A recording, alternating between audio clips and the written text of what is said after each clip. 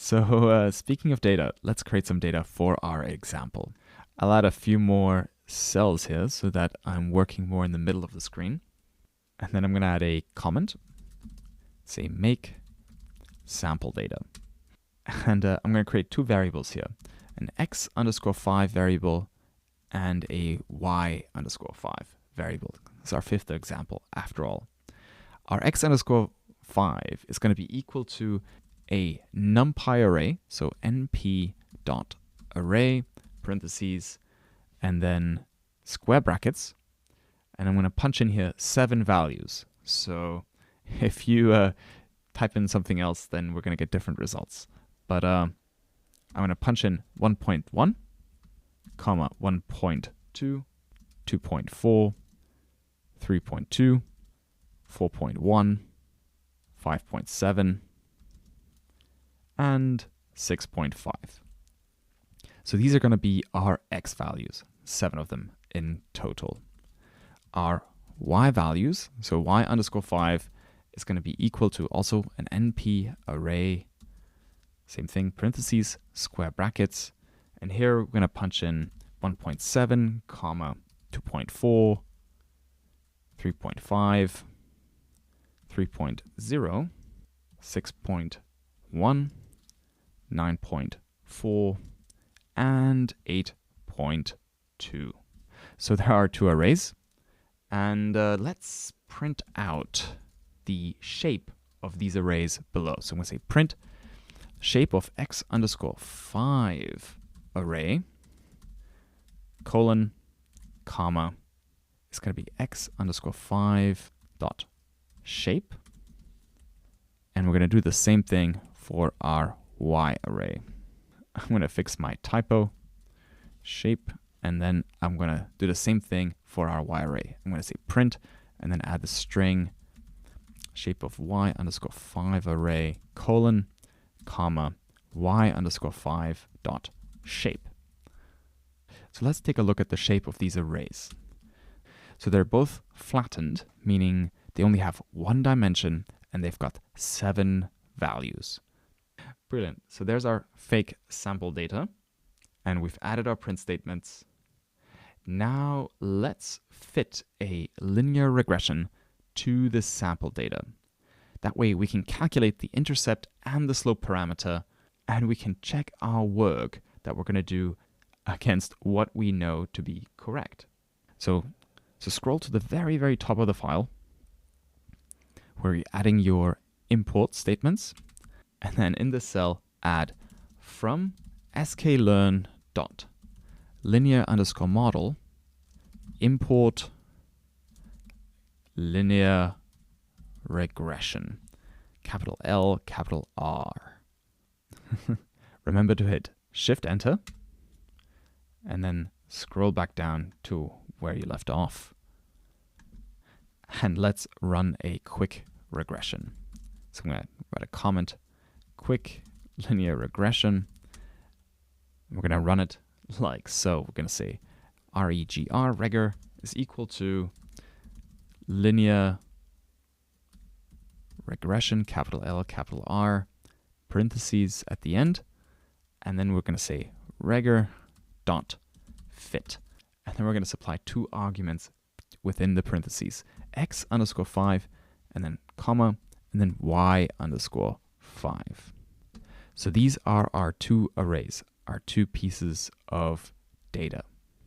Now let's see what happens, because I'm going to tell you right now, this isn't going to work just like that. When we hit Shift Enter, we can scroll down and take a look at the error. What we get is a value error, found input variables with inconsistent number of samples, 1, 7. So that's a very cryptic error message. But let's take a look at the quick documentation for this fit method and see what we need. So our fit method takes an x and a y. So the x is our training data and the y are our target values. Now, the interesting thing to note here is that this method requires a two-dimensional input. So at the moment, our shape of our X array and our Y array is actually one-dimensional. It's just got 7 values in it. But we can see here that this method requires a two-dimensional inputs. It needs to know how many samples and how many features. Now we've got only one feature, right? We've only got some X values. But we still have to pay attention to the kind of array that we're giving. So even though we've only got one feature, namely our X's, we still have to pass in a two-dimensional array. And the same is true for our Y's. So even though we're only predicting one value, namely the Y value, we still have to pass in a two-dimensional array. So let's go back up here and take a look at where we're creating these arrays. We're going to have to add some additional Python code to reshape or transform our X's and our Y array to meet this requirement from our fit method, from our regression. I'll show you 2 possible ways we can solve this problem. Here's the first one. For our X's, if I add another pair of square brackets inside the parentheses, and then I put a dot afterwards and write transpose, yeah, with parentheses at the end, and I hit Shift Enter, then you'll see in the print statement that our X array now is two-dimensional. It's got 7 rows and 1 column. So this is one way you can take a one-dimensional array, which was just 7 values, and make it into 2 dimensions, even though it's only got 1 column. 2 pairs of square brackets, and then calling the transpose method. Another way you can accomplish the very, very same thing is by using a method called reshape. So writing dot, reshape, and then in the parentheses, I'm going to supply how many rows I want, 7, comma, and then how many columns I want, namely 1. 7 rows, 1 column. Let me hit Shift Enter and update the shape of our Y array. Voila.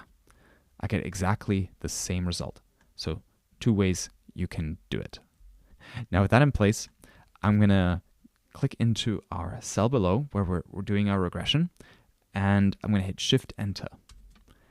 And voila, our error goes away. So we've managed to fit our regression perfectly. Now, what are we actually interested in? We're interested in the theta values, right? The intercept and our slope parameter, our theta 0 and our theta 1. Let's print these out. I'm going to put a print statement here, and with the string theta 0 colon, and then comma, regger dot intercept underscore square brackets 0.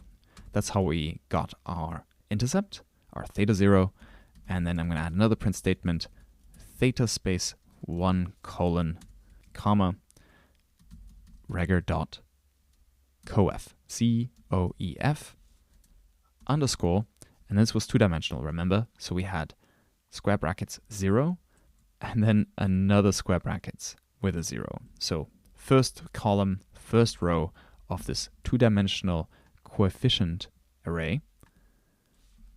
And if I hit Shift Enter, we can see what the values are.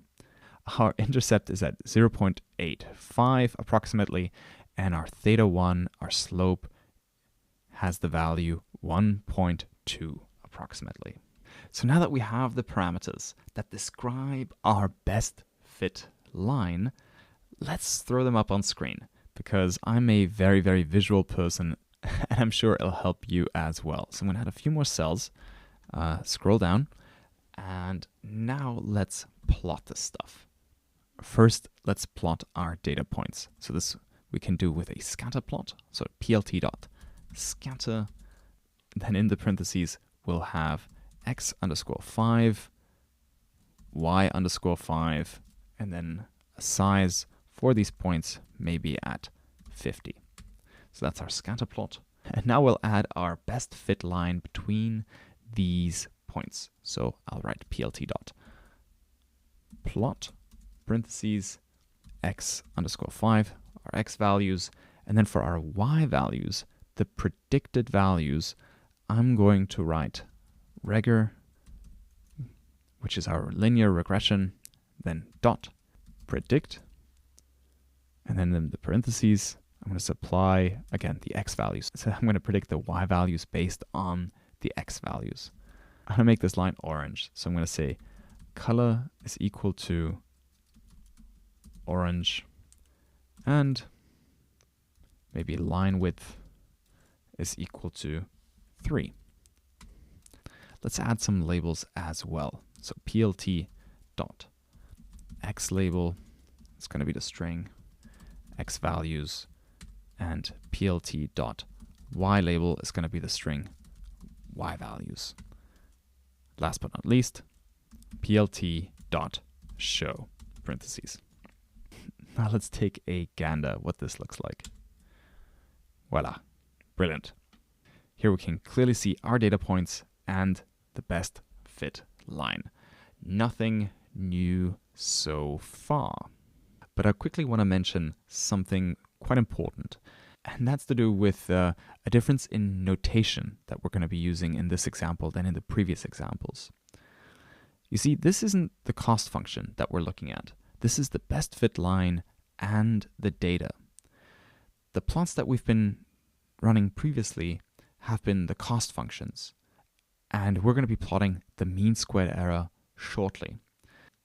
Now, the cost functions plot the relationship between the parameters that we're trying to estimate and how far off we were from the actual data.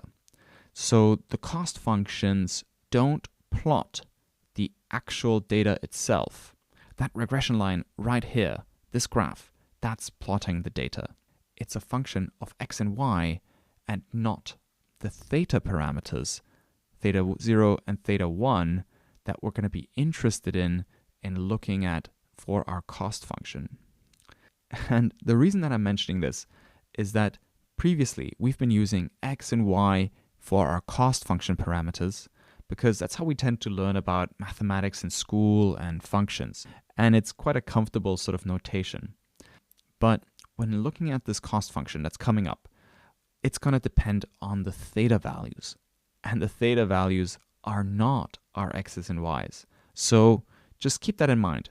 X underscore 5 and Y underscore 5 in this example have a different purpose than the data that we generated in the previous lesson.